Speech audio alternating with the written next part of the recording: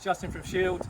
We're here in Denmark at Brewster Mountain 2023, and we're just going to do a quick prep for the guns before we start the match, and I'm going to do a battery installation and check. Okay, so here we've got the tools that we're going to use to do a battery swap out and just a general once over for your prep before a match. We've got the plate all ready to go. We've cleaned out the threads and we've made sure everything is all good. We've got the screws, which are the M3 button heads for this installation, new battery, Allen key, the correct torque settings on the wrenches, and of course the thread lock and the dot. So just while we're here, obviously to remind everybody that you have two different sets of screws on the installation. The plate itself uses our own version of a flathead screw in there. It has a TX6 core with a snake eye safety bit on the outside. When installing this, please do remember that you have to use no more than 0.8 Newton meters for the installation, and of course Loctite 248. Okay, so the most important point to make when we're installing the new battery is to actually get the angle correct when you're inserting the new battery. You can see inside that you have the two electrical connections, and what you want to do is angle the battery in with the point down, make sure the connections are there, and just squeeze in gently to put it all in place. At that point you can look down, see the dot is actually on and the battery is connected without damaging the terminals.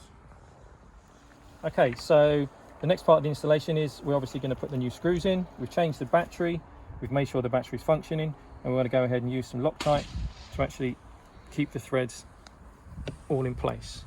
The key to the installation is to make sure there's not so much Loctite on the threads that you can't get it off again, because you're going to use the Loctite itself to retain the thread lock in the optic.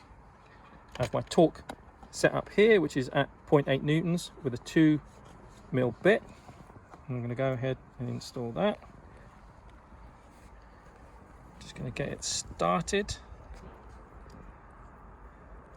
And go ahead, do the same on the other screw. Again, not too much thread lock. I tend to put some on, massage it through, and then wipe the excess off.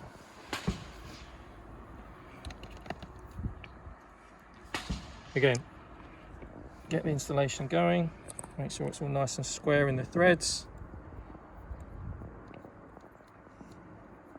The key to all of this and not damaging anything is to use the right amount of torque. Here I'm using a specific torque wrench which is set to 0.8 Newton meters.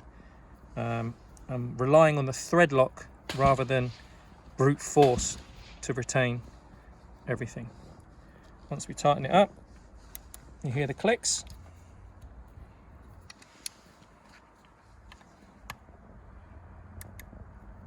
Job done. So we have a slight difference on this gun. This is actually using the dovetail mounted installation plate. The main difference here is that it uses a M4 screw to actually hold the dot in place. So for the M4 screw, we recommend using 2 Newton meters, but again, our trusty thread lock is what's going to give you the retention on the site. So here we're just going to torque it down to 2.0 Newton meters, and as you can hear, once we hit that spot,